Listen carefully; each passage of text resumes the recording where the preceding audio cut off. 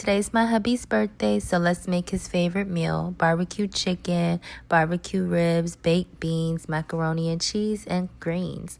So I start off by cleaning my ribs, my meat, and seasoning them both. I'm also going to sear my ribs on both sides. Now for the sauce on the ribs, it's just Worcestershire sauce, barbecue sauce, brown sugar, honey, your favorite barbecue rub. You want to put the ribs in the oven for about 2 hours. And with the chicken, I made sure to line them up in a baking tray with some bell peppers, along with some butter. I baked it in the oven for about 1 hour, and I'm gonna work on my greens. I'm just sauteing some onions and garlic. I added in some chicken stock and the ham hocks.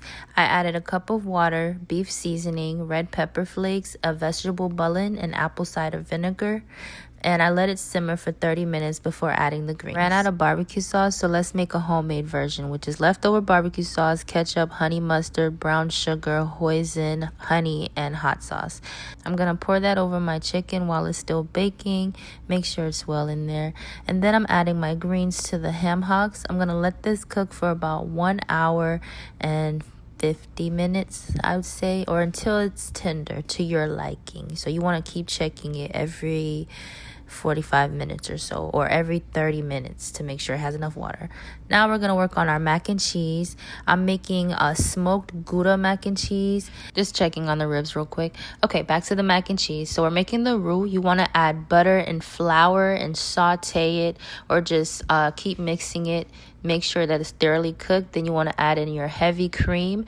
I'm adding in my smoked Gouda. I want Kobe Jack cheese. I'm going to mix that until it's melted. We're adding cheddar cheese, the shredded cheddar. Save some for the top.